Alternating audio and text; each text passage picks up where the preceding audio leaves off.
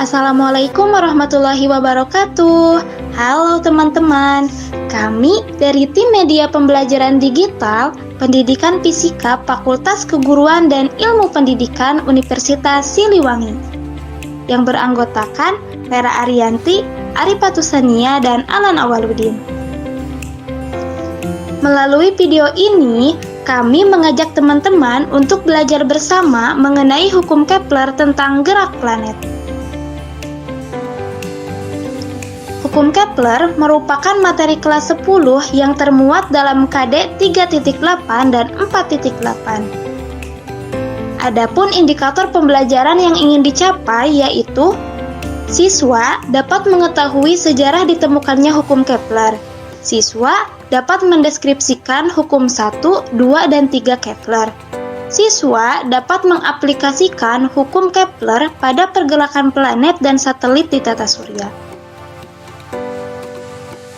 Sebelumnya, teman-teman pernah memperhatikan gak sih ketika teman-teman sedang berkendara dan lampu lalu lintas menunjukkan warna merah, kenapa sih teman-teman harus berhenti? Nah, itu karena teman-teman harus mengemudi sesuai dengan peraturan lalu lintas. Sama halnya seperti planet kita yang bergerak sesuai dengan hukum Kepler. Nah, jadi apa sih itu hukum Kepler? Yuk kita pelajari sama-sama apa sih yang dimaksud dengan hukum Kepler. Kepler ini menemukan hukum-hukumnya berdasarkan apa sih? Apa dia nebak-nebak doang ya? Tentu tidak. Jadi, Kepler itu dulu asistennya Tycho Brahe, seorang astronom yang sudah berpuluh-puluh tahun mencatat posisi planet-planet di langit bumi. Kepler mempelajari data yang banyak banget nih. Terus dia nemu beberapa pola dari data ini. Nah, ternyata untuk selang waktu yang sama, misalnya dia ngecek nih, di datanya untuk tanggal 3, 4, dan 5, jadi selang waktunya sama-sama sehari ya. Pas dihitung, ternyata luas yang disapu sama, alias luas juringnya sama dan bukan hanya untuk tanggal 3, 4, dan 5 aja. Tapi, asal selang waktunya sama, luasnya pun juga bakal sama. Nah, inilah yang dimaksud sama Kepler dalam hukum keduanya, alias hukum luas. Dari konsep hukum luas barusan, sekarang kita coba latihan soal yuk. Jika setiap luas juring adalah sama besar dan selang waktu planet dari B ke C adalah 2 bulan, berapakah waktu yang dibutuhkan planet dari titik E ke H? Nah, di sini diketahui selang waktu B ke C adalah selama 2 bulan. Yuk ingat lagi konsep barusan, kalau luasnya sama, selang waktunya juga sama. Nah, luas E matahari H, luasnya 3 kali luas B matahari C. Berarti selang waktunya 3 kali lipat, alias 6 bulan. Jadi isinya adalah C ya. Oke, kita lanjut materi ya. Pas hukum luas ini udah ditemukan Kepler, sebenarnya Kopernikus juga udah berhipotesa kalau planet mengelilingi matahari dengan orbit berbentuk lingkaran. Dan sebenarnya, kalau orbital lingkaran pun masih cocok nih sama hipotesa hukum luas ini.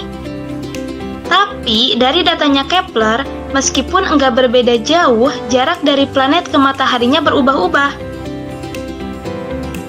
Jarak dari bumi ke matahari pas dicek berbeda-beda dikit di setiap waktu. Kalau jarak dari Mars ke matahari pas dicek berubahnya agak lebih banyak. Berarti bukan lingkaran dong ya? Kan lingkaran jari-jarinya sama terus. Pas dicoba-coba bentuk apa ya yang kira-kira cocok dengan datanya? Ternyata elips ya. Nah, maka ketemulah hukum lintasan elips atau nanti dikenal sebagai hukum 1 Kepler. Hukum ini bukan hanya tentang bentuk lintasan planet aja, tapi posisi matahari juga. Seperti ini, semua planet yang bergerak pada lintasan elips mengelilingi matahari dengan matahari berada di salah satu fokus elipsnya. Biar lebih jelas, Coba deh perhatiin, bentuk elips itu yang kayak gimana sih? Bentuk elips itu punya dua titik fokus kayak gini ya.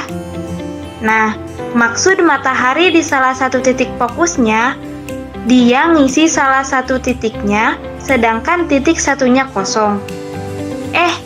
Tapi versi benarnya untuk orbit bumi nggak gitu banget ya. Aslinya mirip lingkaran kok. Nah, jarak terdekat planet dari matahari kita sebut sebagai perihelion. Sedangkan jarak terjauh planet dari matahari kita sebut sebagai aphelion. Nah, setelah tadi kita membahas mengenai hukum 1 Kepler dan hukum 2 Kepler, coba sekarang kita gabungin yuk kedua hukumnya. Yang pertama, lintasannya elips. Sesuai dengan hukum 1 Kepler tadi, kalau dikaitkan dengan hukum 2 Kepler, di mana luas yang disapu itu akan selalu sama untuk selang waktu yang sama. Berarti, waktu planetnya jauh dari matahari, sama pas planetnya dekat dengan matahari, kelajuannya beda dong ya. Coba deh perhatiin. Misal, luas yang A, matahari B, sama luas yang C, matahari D, berarti dari A ke B sama dari C ke D, selang waktunya juga sama. Tapi kan kelihatan tuh jarak lintasan dari A ke B jauh lebih pendek daripada jarak lintasan dari C ke D.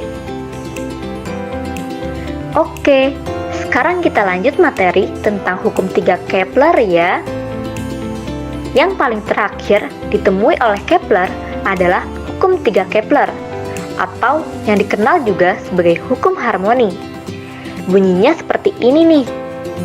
Perbandingan kuadrat periode terhadap pangkat 3 dari setengah sumbu panjang elips adalah sama untuk semua planet. Nah, maksud setengah sumbu panjang elips di situ sama aja dengan jarak rata-rata orbit planetnya. Loh, kok rata-rata sih? Ya, kan bentuk lintasannya elips. Jadi, jarak planet ke mataharinya berubah-ubah. Tuh, lihat. Jarak R1 sama R2 beda kan ya? Makanya, yang dipakai itu rata-ratanya. Nah, kalau kita terjemahin hukum ketiga ini dalam bentuk matematis, jadinya kayak gini nih. T kuadrat per R pangkat 3 sama dengan konstan, di mana T adalah periode revolusi, yaitu waktu yang dibutuhkan planet untuk mengelilingi matahari satu kali putaran penuh dan kembali ke posisi awal. Sedangkan R adalah jarak rata-rata orbit planet. Karena nilai pada hukum 3 Kepler ini konstan, berarti bisa diartikan juga nih kalau jarak rata-rata orbit planet ke matahari pangkat 3 berbanding lurus dengan kuadrat periode orbit planet. Jadi, kalau jarak rata-rata orbitnya semakin kecil, atau dengan kata lain, planetnya semakin dekat dengan matahari, maka periode planet untuk mengelilingi matahari akan semakin singkat. Itu juga sebaliknya, semakin besar jarak rata-rata orbitnya, atau dengan kata lain, planetnya semakin jauh dengan matahari, maka periode planet untuk mengelilingi matahari akan semakin lama. Kadang-kadang, di soal, untuk menyederhanakan perhitungannya, lintasannya dianggap lingkaran. Jadi, jarak rata-rata dari orbitnya sama dengan jari-jari lingkaran. Dan yang sering ditanya itu perbandingan jari-jari atau perbandingan periode revolusinya. Sekian penjelasan materi dari kelompok kami. Semoga teman-teman mengerti ya dengan penjelasannya. Sampai jumpa di video-video kami lainnya. Bye-bye.